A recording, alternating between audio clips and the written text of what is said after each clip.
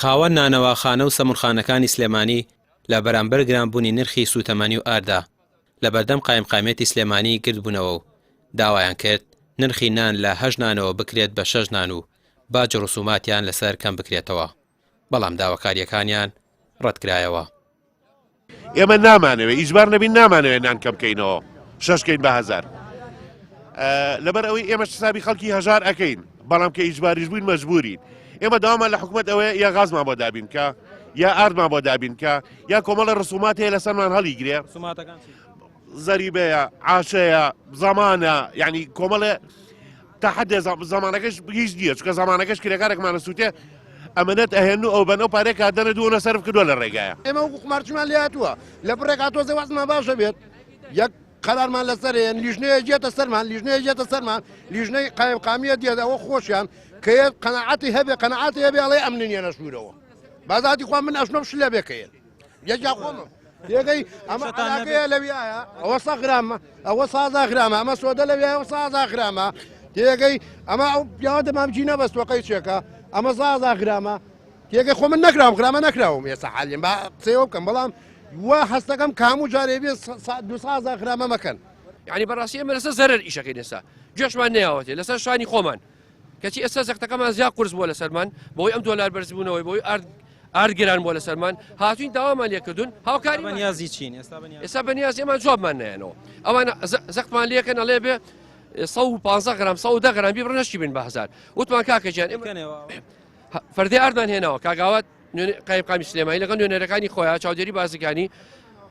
ڕۆژی چوارشەممە بوو، فەردەی ئاردمان هێنا شێلامان بە بەرچاوی خۆیانەوە لە 110 غرام بڕیمانە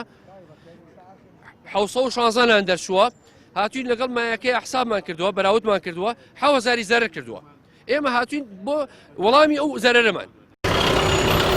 چاودێری بازرگانی سلێمانی و لیژنەکانی قایمقامێتی سلێمانی ڕەتیان کردەوە نرخی نان بەرز بکرێتەوە، بەڵام لە بەرامبەردا ڕەزامەندیان دەربڕی لە کەمکردنەوەی گوتکی نان لە 130 غرامەوە بۆ 120 غرام و بە هەمان شێوەی پێشوو 8 نان لە بەرامبەر 1000 دیناردا وەکو خۆی مایەوە. خاوەن نانەوەخانەکانیشیان بەم بڕیارە ڕازی کردووە. دوای ئەوەی کە ئەوان سکاڵیان هەبوو لەسەر نرخی ئاردەکە و لەسەر نرخی غاز، ئێمە لیژنێکمان پێگەنا بە سەرۆکایەتی بەڕێز قایمقامی شاری سلێمانی بەرانی ئاسایشی ئابووری و قایمقامێت و چاودێری بازرگانی لە مەسی بەداچوون بۆ ئەو نرخینانەوە و کێشینانی کە هەیەن، ئەوە بوو ئێمە هەستین بەکردنی فەردەی ئارد بەنان و دوای ئەوەی سەرجەمە و مەساریفانەی کە لێ دەرچوو وەکو ئەوە بوو کە متعادل بشتەکەیان، یعنی قازانجێکی زۆر ناکرێت لەسەر شتەکانە، بەس ئەبێ ئەوان خۆیان ئیشکەن لە شتەکەیە، یعنی ئەوە نییە بڵێ وڵا ئەمە خاوەن نانۆخانەیە ڕۆژی 50000 خاتە گیرفانەوە یا پارێکی زۆری دەستەکەوێت، ئەبێ خۆیان هەیروشێلەکە بێ یا شەلاحەکە بێ یا شتێ بێ اینجا ئەتوانێ بڕێ پارەیەکی دەستکەوێت، لەبەرەوە ئێمە سەرجەمە مەساریفانی کە هەیە بۆمان دەستنیشان کردوون و دوای ئەوان بڕیاریان ناوە کە 6 ناکەن بە 1000 دینار، ئێمە بەیشی قوبوڵی ناکەین 6 نان بە 1000 دینار. لە دوای بەرزبوونەوەی نرخی دۆلار لە بازاڕەکاندا نرخی زۆربەی خواردن و کەلوپەلەکانی دیکەش بەرز بوویەوە،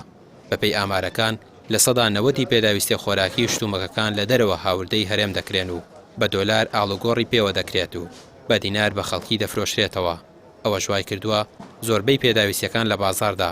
لە ئێستادا بە شێوەیەکی بەرچاو نرخەکانیان بەرز بێتەوە. ڕامیار عوسمان، کەناڵی پەیام، سلێمانی.